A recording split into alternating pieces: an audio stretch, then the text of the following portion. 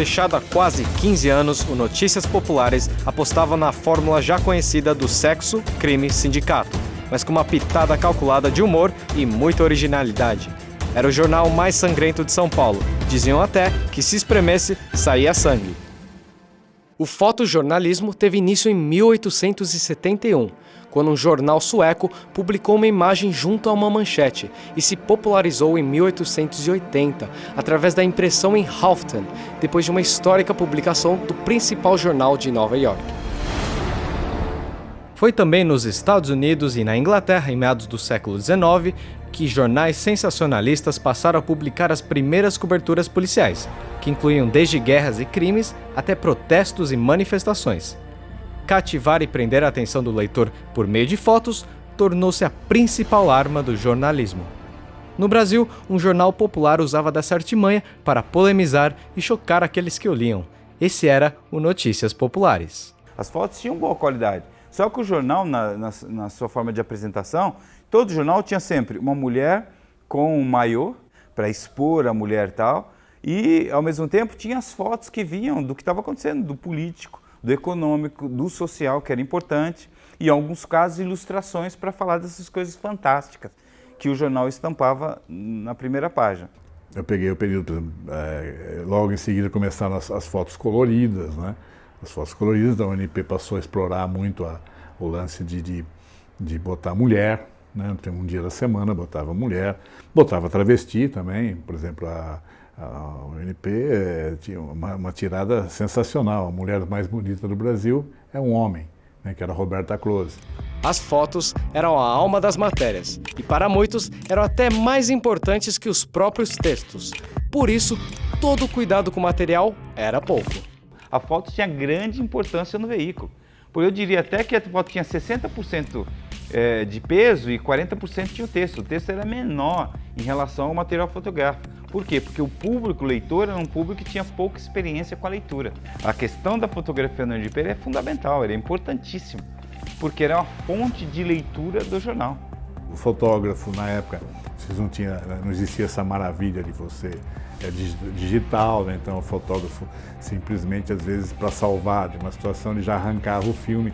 Quando vinha alguém, fechava o tempo acima da gente, o cara exigia o filme, a gente dava um filme falso, velado, já um filme que não tinha nada para salvar as fotos, né? Porque era tudo da matéria, né? Os elementos visuais que compunham as fotografias do NP faziam com que elas ganhassem vida própria e cativassem os leitores. Quando você via o resultado daquilo no negativo, que não tinha digital, que misturava as luzes das viaturas com as luzes do poste verde, com o sangue vermelho, aquilo ganhava uma dramaticidade tão grande. Então tudo tinha muito contorno, tudo dava o clima daquela, sabe, de um cara morto numa viela no Jardim Miriam. A quantidade de fotos que tinha, as ilustrações, as imagens do bebê diabo, essas imagens chamavam a atenção e falavam por si só. Então atraía esse público que estava indo para as empresas, né, de metalurgia, as empresas do centro da cidade, que chamavam a atenção das pessoas, né? Em época de carnaval, as vendas do NP subiam absurdamente. As capas com mulheres nuas em poses ousadas tornaram-se uma marca registrada do jornal. A fotografia, né? E agora vou revelar uma coisa, algumas delas a gente fazia com antecipação, ia para uma boate, fechava a boate e fazia umas fotos, fazia um baile de carnaval, né? Mas outras eram tiradas mesmo no carnaval, tinha uns clubes já populares, né? A gente tirava aquelas fotos. Eu tinha, geralmente, aquela foto, às vezes, assim, que estava insinuante, né? Coisa e tal. Eu vi todos os fotógrafos no camarote fotografando as mulheres de perna aberta. E eu falei, eu não vou conseguir fazer isso. Não vai rolar. Eu não sabia que elas, meninas, tinham sido contratadas para isso. Porque o camarote era isso. Era no Palace, a galera pulava carnaval lá embaixo, só que tinha um camarote. No camarote eram garotas de programa, que ficavam lá em cima com os peitos de fora para atrair os caras, porque o camarote era mais caro. Mas o lance era o momento, era o flagrante da fotografia e a legenda. Com as mudanças na linha editorial do jornal, novos conceitos fotográficos também foram inseridos. No final, o Fernando Costa Neto, que foi o último diretor, ele valorizava muito a fotografia e ele estimulava, então ele levava muito livro de fotografia pra gente, ele dava muita referência, ele cobriu a Guerra da Bósnia e ele fotografava também, então ele começou a estimular que a gente não usasse flash estourado na madrugada. Ele quis criar uma linguagem e aí todos os fotógrafos queriam ir para a madrugada. As fotografias do NP foram responsáveis pelo sucesso do jornal, mas também podem ter sido o fator responsável pelo declínio do mesmo. Mas uma coisa é indiscutível, essa foi a fórmula mágica do jornal. O NP era formado por uma equipe jovem, criativa, com uma chefia que sabia o que queria. Conhecendo o público-alvo, eles faziam matérias sobre a questão dos planos de recessão, os planos econômicos, né? Explicavam o beabá da economia, né? Os textos eram curtos, então atraía a leitura. A linguagem mais simples possível, que pudesse ser entendida por qualquer pessoa. Porque tinha uma linguagem simples, fácil compreensão, e era o passo a passo do que estava acontecendo. Muitos atribuíam o sucesso do NP à proximidade entre o leitor e o jornal. A linguagem era muito acessível ao leitor-alvo do jornal, que era o povo da periferia. O jornal era feito para a periferia. Então, muitas vezes tinha algum impasse na manchete, o secretário de redação queria uma coisa, o diretor do jornal queria outra. E aí, quando não conseguia chegar a um consenso, eles chamavam a faxineira da redação e pedia para ela escolher. Aí a manchete que ela escolhia era a manchete publicada, porque era para ela que o jornal era feito. Plantão do Povo, barraquinha do NP, ouvia queixas da periferia. Até a Globo copiou. No NP, cada semana, pegava a barraquinha e ia ouvir as reclamações dos moradores dos bairros menos favorecidos da cidade, principalmente da Zona Leste, que aliás continua assim. A gente pegava um assunto do momento e aí esse assunto virava gancho para a gente fazer, desmembrá-lo.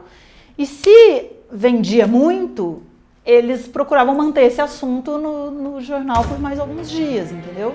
O NP apostava no sensacionalismo e as manchetes distorcidas e exageradas eram a fórmula mágica do jornal. Eu fiz as manchetes do Pelezão. Não tinha nada, não tinha crime nenhum. Foi simplesmente uma psicóloga de Perdizes que parou o carro. Tinha um negócio chamado Central de Triagem e Encaminhamento, que era CETREM. E estava esse negro, era um negro, né? Estava lá e ela catou ele e levou para o Fiat. Estavam transando, aí chegou o pessoal do Garra, o carro estava no meio-fio, eles acharam que era carro roubado, alguma coisa. Eles iam até deixar barato, mas a mulher agrediu os policiais, coisa e tal, foram parar na delegacia. O fotógrafo, de repente, me liga de lá, estou já fechando a matéria e ele achou o Pelezão.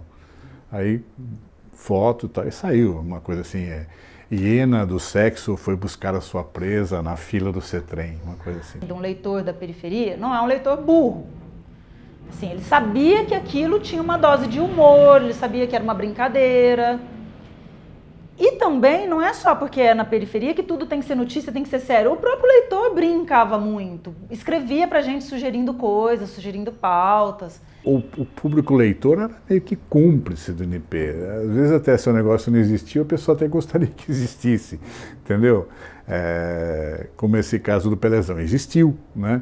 Teve outras coisas do Bebê Diabo, não existiu. Mas, sabe, o público gosta de fantasiar também as coisas, né? Ele se preocupava em relatar com humor. Porque como era um jornal conciso, ele não tinha muito tempo e não dava para ele dar muita volta para ele fisgar o leitor, entendeu? Então, eu lembro várias vezes assim de jornalistas, tem que fazer um chapéu, dá aqui um chapéu para uma história assim, assim, assim. Se não for em 2 palavras uma coisa engraçada com informação, o leitor não lê. Jornal Notícias Populares juntou o humor ao sensacionalismo. Inspirou os programas policiais da televisão brasileira e ficará para sempre marcada na memória daqueles que o acompanhavam. O primeiro cadáver a gente nunca esquece, que nem era uma publicidade que tinha o primeiro sutiã, a gente nunca esquece. O primeiro cadáver também não. Fechou a edição, aí tinha um espaço reservado na capa para um anúncio. E aí o anúncio demorou para chegar, porque tinha um horário para chegar. O anúncio não chegava.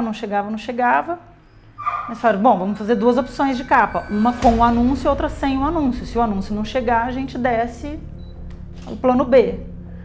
Aí o anúncio chegou no limite do horário do fechamento. Quando o anúncio chegou, o pessoal entrou e comunicou que o jornal estava sendo fechado.